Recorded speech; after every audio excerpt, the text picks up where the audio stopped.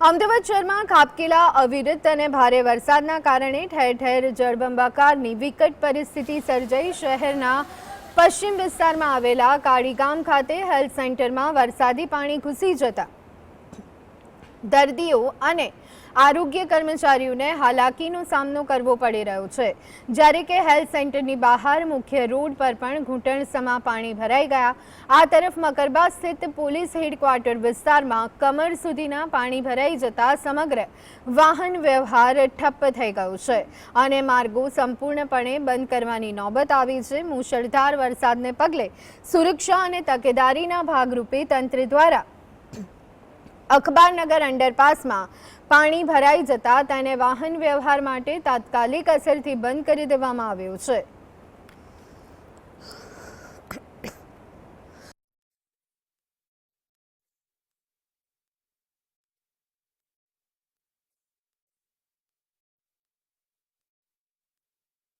તાપી જિલ્લાના વ્યારા શહેરમાં ધોધમાર વરસાદને કારણે અનેક વિસ્તારોમાં પાણી ભરાવાની સ્થિતિ સર્જાઈ। શહેરના સરિતાનગર રોડ પર વરસાદી પાણી ભરાતા વાહન ચાલકોને મુશ્કેલીનો સામનો કરવો પડી રહ્યો છે। સતત વરસતા વરસાદને કારણે માર્ગો પાણી થઈ ગયા છે અને અવરજવર પર પણ અસર પડી છે। રસ્તા ઉપર પાણી ભરાતા વાહન ચાલકોને સાવચેતીપૂર્વક પસાર થવાની ફરજ પડી રહી છે।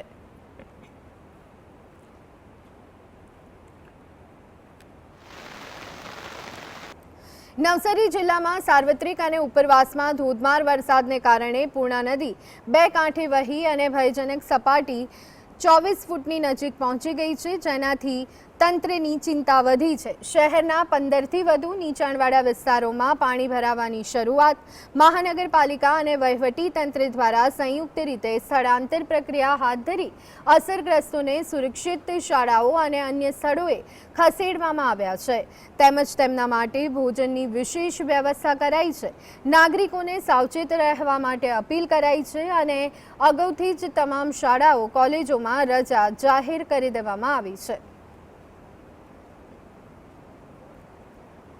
વલસાડ જિલ્લાના ઉમરગામમાં કુદરતનો પ્રકોપ વરસતા આકાશી આફત સર્જાઈ, જ્યાં વીતેલા 24 કલાકમાં જ ધોધમાર રીતે 36 ઇંચ જેટલો અત્યંત ભારે વરસાદ ખાબક્યો છે। આવી ભયાનક સ્થિતિના કારણે મુખ્ય માર્ગો પર ઘૂંટણસમા પાણી ભરાયા અને રસ્તાઓ પર ગાડીઓની જગ્યાએ બોટ ચલાવવાની સ્થિતિ આવી છે। તાલુકાના અનેક ગામોમાં લોકોના ઘરો પાણીમાં ડૂબી ગયા હોય તેવી ભયાનક સ્થિતિ છે, તો આ સ્થિતિમાં જનજીવન અને વાહન વ્યવહાર સંપૂર્ણપણે ઠપ્પ થઈ ગયો છે। દૂધ અને શાકભાજી જેવી આવશ્યક ચીજવસ્તુઓનો પુરવઠો પણ અટવાઈ પડ્યો। પરિસ્થિતિ એટલી હદે નિયંત્રણ બહાર જતી રહેતા સ્થાનિક લોકો ભારે મુશ્કેલીમાં મુકાયા અને સરકારી તંત્ર પણ લાચાર નજરે પડી। વરસી રહેલા ધોધમાર વરસાદને કારણે ખેરગામ વિસ્તારમાં જળબંબાકારની સ્થિતિ સર્જાઈ। ભારે વરસાદને પગલે ભૈરવી ખાડીમાં પાણીનું સ્તર ભયજનક સપાટીએ વધી ગયું છે, જેના કારણે નદી નાળા ઓવરફ્લો થયા છે। આ ભારે પાણીના પ્રવાહને કારણે ખેરગામ અને નાધઈ મંદિરને જોડતો મુખ્ય માર્ગ સંપૂર્ણપણે બંધ થઈ ગયો છે। નાધઈ મંદિરના રસ્તા ઉપર પાણી ફરી વળવાથી હનુમાન ફળિયાનો રસ્તો પણ પાણીમાં ગરકાવ થઈ અને જળમગ્ન બન્યો। પરિસ્થિતિની ગંભીરતાને ધ્યાનમાં રાખી નાધઈ મંદિર તરફ જવાના તમામ માર્ગો પર સુરક્ષાના ભાગરૂપે વાહન વ્યવહાર બંધ કરી દેવામાં આવ્યો છે, જેનાથી સ્થાનિક નાગરિકોની અવરજવર મુશ્કેલ બની છે।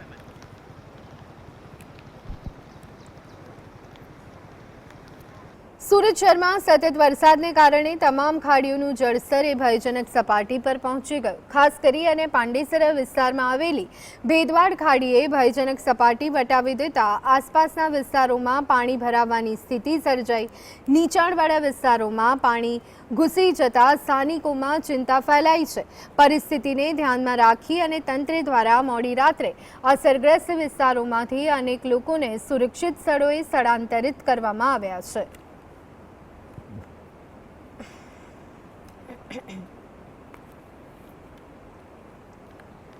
તો ભરૂચ જિલ્લામાં પણ મોડી રાતથી શરૂ થયેલો મુશળધાર વરસાદ સવાર સુધી સતત યથાવત રહ્યો, જેના કારણે સમગ્ર જનજીવન પર તેની વ્યાપક અસર જોવા મળી।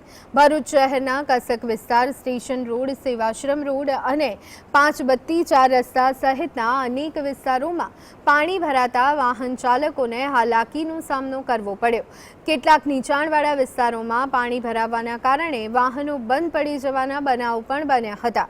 વરસાદી આફત અને રસ્તા ઉપર ભરાયેલા પાણીની ગંભીર સ્થિતિને ધ્યાનમાં રાખી ભરૂચ જિલ્લાની તમામ શાળાઓમાં રજા જાહેર કરવામાં આવી, જ્યારે અન્ય વિસ્તારોમાં પરિસ્થિતિ મુજબ યોગ્ય નિર્ણય લેવા જણાવાયું છે। ભરૂચ ઉપરાંત અંકલેશ્વર અને હાંસોટ સહિત જિલ્લાના તમામ તાલુકાઓમાં સાર્વત્રિક વરસાદી માહોલ જામ્યો છે।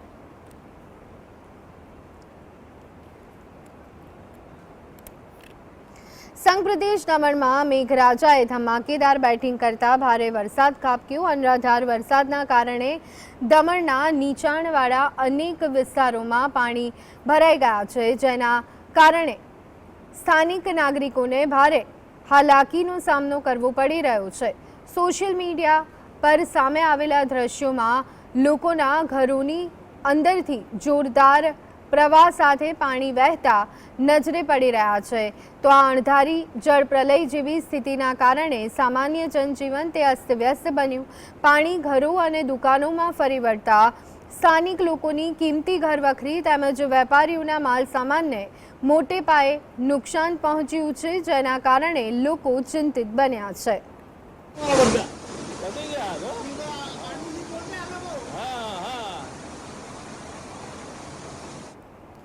દક્ષિણ ગુજરાતમાં પડી રહેલા ભારે અને અનરાધાર વરસાદને કારણે જનજીવનની સાથે પરિવહન સેવાઓને પણ માઠી અસર પહોંચી। અતિશય વરસાદ અને પાણી ભરાવાની સ્થિતિના પગલે એસટી નિગમની બસ સેવાઓ મોટા પ્રમાણમાં પ્રભાવિત થઈ। સુરક્ષાને ધ્યાનમાં રાખી તંત્ર દ્વારા વિવિધ જિલ્લાઓમાં બસ રૂટ રદ કરવાની ફરજ પડી છે, જેમાં નવસારી જિલ્લામાં 13 રૂટની 44 ટ્રીપ, વલસાડ જિલ્લામાં 20 રૂટની 169 ટ્રીપ તેમજ સુરત જિલ્લામાં 1 રૂટની 4 ટ્રીપ સંપૂર્ણપણે રદ કરવામાં આવી છે। મુસાફરોની સુવિધા અને સલામતી માટે વહીવટી તંત્ર પરિસ્થિતિ પર સતત નજર રાખી રહ્યું છે।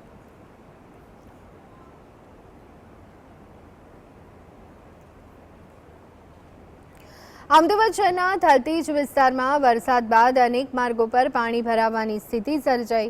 ભારે વરસાદને કારણે રોડ રસ્તા ઉપર પાણી ફરી વળતા વાહન વ્યવહાર તે ખોરવાયો છે। પાણી ભરાવાના કારણે વાહન ચાલકોને ભારે મુશ્કેલીનો સામનો કરવો પડી રહ્યો છે અને કેટલાક વાહનો ધીમી ગતિએ પસાર થતા જોવા મળ્યા। નીચાણવાળા વિસ્તારોમાં પાણી ભરાતા સ્થાનિકોમાં પણ ચિંતા જોવા મળી રહી છે।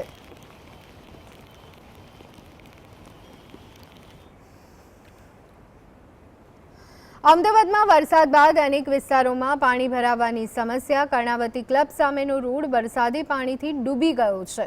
નવા ઓવરબ્રિજની બાજુમાં પણ મોટા પ્રમાણમાં પાણી ભરાતા વાહન ચાલકોને હાલાકીનો સામનો કરવો પડી રહ્યો છે। માર્ગ પર 1.5 થી 2 ફૂટ સુધી પાણી ભરાતા વાહનો પસાર કરવામાં મુશ્કેલી સર્જાઈ છે। કેટલાક વાહન ચાલકો ધીમી ગતિએ પસાર થતા જોવા મળ્યા, જ્યારે કેટલાક લોકોને વૈકલ્પિક માર્ગનો સહારો લેવો પડી રહ્યો છે।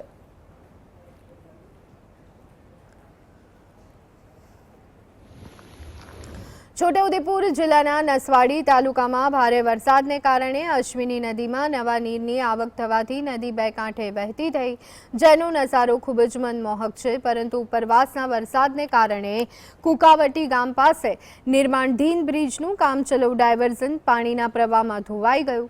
આ ડાયવર્ઝન ધોવાતા વાહન વ્યવહાર ઠપ્પ થઈ ગયું છે। સ્થાનિક ગ્રામજનો, ખેડૂતો તેમજ વિદ્યાર્થીઓને અવરજવર માટે અંદાજે 10 કિલોમીટરનો વધારાનો ફેરો મારવો પડી રહ્યો છે, જેના કારણે લોકોને હાલાકીનો સામનો કરવો પડી રહ્યો છે અને વહેલામાં વહેલી તકે વૈકલ્પિક વ્યવસ્થા થાય તેવી માંગ ઉઠી રહી છે।